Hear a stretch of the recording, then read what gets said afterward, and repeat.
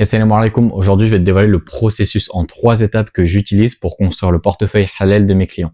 Avant que la vidéo commence, bien sûr, c'est pas un conseil d'investissement personnalisé. Si tu veux du conseil en investissement, j'en propose. C'est le premier lien en ligne de description pour réserver un appel offert avec moi. On va faire un audit de ta situation financière. En bref, commençons. La première étape pour construire un portefeuille d'investissement halal, ça va être de définir ton profil de risque. Alors, qu'est-ce que c'est déjà le profil de risque? Le profil de risque, c'est défini comme justement ta tolérance. Ça veut dire demain, est-ce que tu es capable de supporter une baisse des marchés, de combien à quoi, enfin, dans l'ensemble de ton portefeuille, est-ce que tu vas tolérer ou pas une baisse de ce portefeuille-là?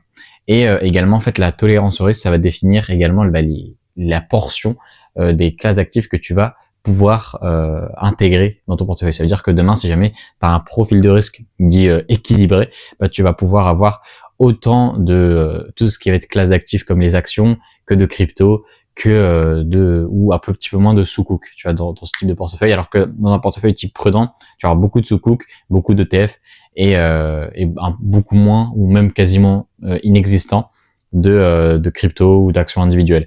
Et donc en fait, un portefeuille d'investissement, le profil de risque, ça va être une composante essentielle du portefeuille d'investissement. Et en fait, c'est extrêmement important déjà de définir le profil de risque de la personne, définir ton profil de risque du coup dans ce cas précis, parce que en le faisant, en fait, tu vas comprendre pourquoi, en quelle proportion je vais pouvoir investir dans telle ou telle classe d'actifs. Ok. Maintenant que c'est dit, du coup, comment déterminer le profil de risque? Et le profil de risque, ça se détermine en posant des questions à toi-même ou en posant des questions du coup à la personne en fonction de la tolérance de perte, de la capacité de fluctuation maximale, pas mal de questions comme ça. Est-ce que quel type de typologie d'investissement tu es prêt à utiliser?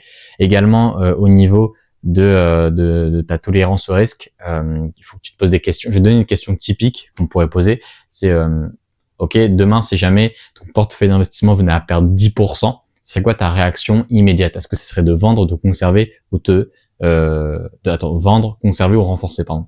Je suis un peu emmêlé dans mes mots. Enfin bref, tu vois, c'est une question typique à te poser. Jamais tu vas définir ton profil de risque, ok? Donc ça, c'est déjà si tu détermines ton profil de risque, tu sauras à peu près. Bon après, bien sûr, ce sera jamais aussi chirurgical que si jamais tu faisais appel à un professionnel. D'ailleurs, prends un appel en première ligne de description si jamais tu veux justement que je fasse ton profil de risque et que je t'aide un petit peu à agencer tes finances et à faire un audit de ta situation. J'arrête avec ma pub, c'est promis. Donc voilà, la première étape déjà, c'est définir son profil de risque, ok? Deuxième étape, qu'est-ce que ça va être? Ça va être d'établir tes objectifs et ton horizon de temps, ok? C'est une étape qui va filtrer les classes d'actifs que tu vas pouvoir utiliser et dans lesquelles tu vas investir, ok? Donc au niveau de l'établissement de ton objectif, en quoi ça va impacter ton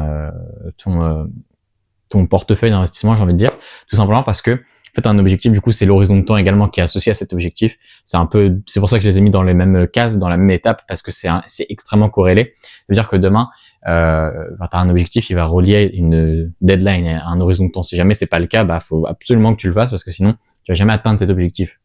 Si jamais tu dis qu'un jour je ferai ça, tu le feras jamais. Il faut absolument qu'il soit timé, c'est-à-dire qu'il y a un temps précis. Alors bien sûr, ça peut être très vague comme très précis. Le but, c'est aujourd'hui d'avoir quand même une vue globale, vu que là on est sur de l'investissement long terme, donc être vague, c'est pas non plus quelque chose de mauvais, mais avoir un objectif précis comme l'achat d'une résidence principale, ou encore le fait de savoir ta retraite, préparer ta retraite par exemple, ou la liberté financière après. C'est pas mal d'objectifs que je vois souvent, mais voilà, ça peut être ce genre d'objectifs que tu peux te fixer.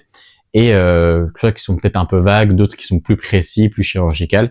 Et donc l'objectif aujourd'hui, c'est déjà de définir ton objectif, ton horizon de temps associé, et de construire de choisir les classes d'actifs dans lesquelles tu vas investir en fonction de ça. Pourquoi? Parce que demain, si jamais tu vas investir dans l'objectif de préparer ta retraite et que tu as un horizon de temps de 25-30 ans, ce qui est gigantesque. Bon, c'est pas la plupart des personnes qui m'écoutent là n'ont pas un horizon de temps de 25-30 ans, je le conçois.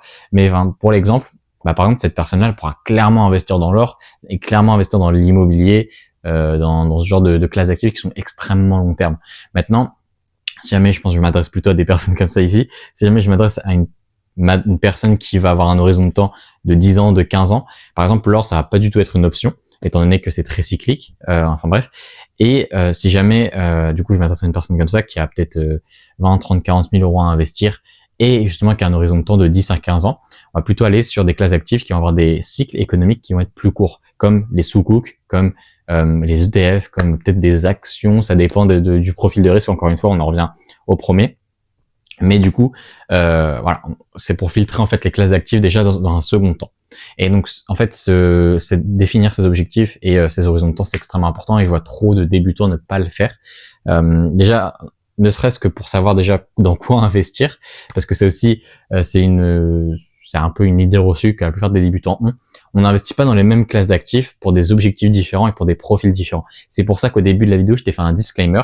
Je veux pas que, voilà, tu penses que une fois que tu auras regardé cette vidéo ou une fois que tu auras tu auras défini pas tes objectifs, mais une fois que tu auras pris conscience que tu dois investir, et ben que chaque classe d'actifs est égale dans l'investissement. Non, c'est faux. Il y a des classes d'actifs qui sont beaucoup plus adaptées pour certains profils, d'autres classes d'actifs qui sont plus adaptées. C'est comme un peu la fiscalité. C'est-à-dire que la fiscalité, ça dépend vraiment de la personne. Et ben l'investissement, ça va être exactement pareil, sauf qu'il y a une idée reçue dans l'investissement comme quoi, bon, on a investi en ETF, ça passe. Non. L'ETF, bon, certes, c'est adapté à 80, même à 100% des profils parce que c'est très peu risqué et que c'est très long terme. Par contre, tu auras des profils qui ne sont pas éligibles aux ETF. Et ça, on le verra dans le troisième critère qui est extrêmement important, surtout pour un musulman. Donc, reste bien jusqu'à la fin pour découvrir le troisième critère. Et du coup, ce que je veux dire, c'est que, en fait, si jamais tu mets pas en place ces filtres, tu sauras pas comment investir. Et tu n'auras pas les bonnes infos, tu n'auras pas déjà les bons systèmes mis en place, le bon process déjà mis en place pour savoir dans quoi investir. Donc si jamais tu n'as même pas le quoi investir, dans quoi je dois investir, et le comment investir, ça sert à rien même de te le poser parce que au final il faut déjà revenir à la base. Ok, j'ai investi en ça, et après comment investir. Voilà, après c'est ça. Mais du coup là aujourd'hui le but c'est vraiment de savoir dans quoi investir. Et donc pour ça il faut que tu définisses ton objectif et définir ton profil de risque, déjà. Les premières étapes, déjà, pour t'expliquer un petit peu pourquoi je t'ai dit de faire comme ça. Bon, j'ai pas expliqué au début parce que l'intro, ça aurait été un peu long et je pense que j'aurais perdu 99% des personnes qui auraient regardé la vidéo. Donc, voilà. Et donc, pour le troisième critère, pour, voilà, terminer un petit peu la vidéo. Donc, le troisième critère, ça va être les avis juridiques que tu vas décider de suivre. Ça, je t'ai dit, c'est extrêmement important pour le musulman de savoir déjà dans quel avis juridique aller, de pourquoi y aller, à être vraiment au clair à ce niveau-là. Vraiment, parce que j'ai eu un client là il y a quelques jours qui m'a dit que il voulait plus investir en actions parce qu'il avait étudié les avis juridiques. Il n'avait pas fait le travail que je lui avais demandé en étudiant les avis juridiques.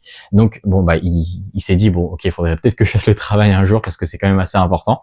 Donc il l'a fait et il s'est dit bon excuse-moi Ilyes, je me suis trompé, j'aurais dû te le dire avant, mais je veux pas investir en actions. Et c'est totalement ok. On a juste réadapté sa pondération, donc sa répartition d'actifs. On l'a juste réadapté pour que ça matche en fait son nouveau mode d'investissement.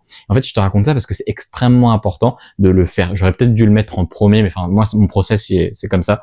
Ça se base comme ça parce que bon, c'est pas un filtre qui va être très décisif dans le choix de la répartition d'actifs. Ça va juste être un dernier filtre qui est extrêmement important, mais qui est en dernier parce que c'est le filtre qui va juste éliminer en fait des classes d'actifs. Les deux premiers filtres c'est vraiment pour savoir dans quoi investir et le dernier c'est pour savoir dans quoi ne pas investir, tout simplement pour être très clair. Et parce que demain si jamais ton horizon de temps est il est inférieur à 25 ans mais que t'investis pas en action, je vais quand même pas te mettre de l'or, tu vois, ça sert à rien. Ça sert à rien dans ton profil d'investissement de te mettre de l'or. Enfin bref, moi je divague, mais voilà, c'est pour donner un exemple. Et donc voilà, c'est extrêmement important de déjà définir les avis juridiques. Donc au niveau des avis juridiques, j'ai déjà fait des vidéos sur le sujet, mais je tiens à te le rappeler. De toute façon, on n'est jamais assez rappelé. Le rappel profite aux croyants. Donc pour les avis juridiques, pardon. Donc il va y avoir déjà plusieurs classes d'actifs. Il y a plusieurs jugements en fonction des classes d'actifs que tu vas choisir. Donc, on va voir la classe d'actifs des actions. Et donc là, il y a deux avis juridiques qui sont extrêmement pertinents et très utilisés. Alors, le premier avis, c'est le plus utilisé, c'est le plus suivi. La plupart des savants, dans la plupart des personnes, même en finance islamique et dans le monde, ça va être l'avis de Laouyefi. Donc, c'est l'avis c'est en fait à chaque fois, là, pour l'avis des actions, pardon, j'ai oublié de le préciser, ça va être des instances internationales et des conglomérats, en fait, de savants, c'est-à-dire un regroupement, un cortège de savants qui va déterminer en fait qui vont faire un ijtihad, un effort de réflexion pour déterminer si ça ou ça c'est halal ou c'est haram. OK.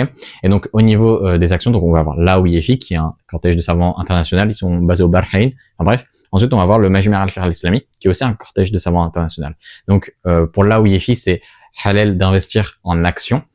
C'est halal d'investir en actions et il y a des critères bien précis. Par exemple, il faut que le secteur d'activité soit halal, il faut que les revenus impermissibles ne soient pas supérieurs à 5%. Il faut également que la dette ne dépasse pas un tiers et que la liquidité excédentaire ne dépasse pas un tiers également. Ok. Ensuite, on va voir le Majma' al-Fiqh al-Islami, qui lui prohibe l'investissement en actions côté parce que, en fait, il est très très strict et il dicte uniquement zéro riba, zéro dette. Il n'y a aucun filtre qui passe. Il faut vraiment que l'entreprise soit à 100% sharia compliant, à 100% halal. Ok. Ensuite, pour les cryptos, il faut savoir que pour les cryptos, une erreur de débutant que je vois souvent, il n'y a pas de fatwa collective sur les cryptos. C'est-à-dire que ni la Wi-Fi, ni le Majma' al-Fiqh al-Islami, ni aucun autre cortège de savants international n'a statué sur la licéité des cryptos. Donc, les cryptos, faut revenir à des fatwas individuels si tu veux investir en crypto et si jamais tu as des convictions sur la crypto. Donc, faut regarder, faut étudier les avis juridiques, faut regarder qu'est-ce qui se fait, etc. Pour les cryptos, surtout pour Bitcoin, parce que les autres cryptos, il y a crypto et crypto en crypto. Il y a Bitcoin et les autres cryptos. Et pour les autres cryptos, ça va pas être pertinent, c'est pas pertinent de regarder étant donné qu'on n'a pas énormément d'avis juridiques qui sont disponibles aujourd'hui pour statuer dessus. Bitcoin c'est différent, on a quand même pas mal d'avis juridiques qui sont disponibles pour statuer sur la licéité de Bitcoin. Donc en fait, on va prendre Bitcoin et sur Bitcoin, il y a trois manières de voir Bitcoin d'un point de vue des avis juridiques. Donc il va y avoir le point de vue d'une monnaie, crypto-monnaie, le point de vue d'un actif.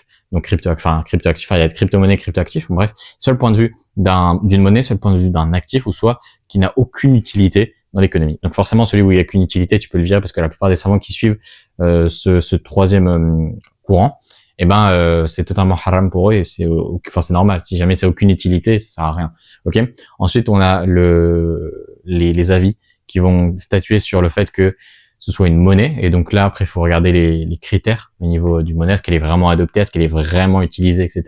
Donc là, c'est en train de changer. Attendre tout doucement. Tu vois qu'il y a des États qui commencent à l'adopter. Tu vois que, par exemple, aux Émirats, à Dubaï, c'est beaucoup utilisé. Enfin bref, ça commence à être adopté de manière massive.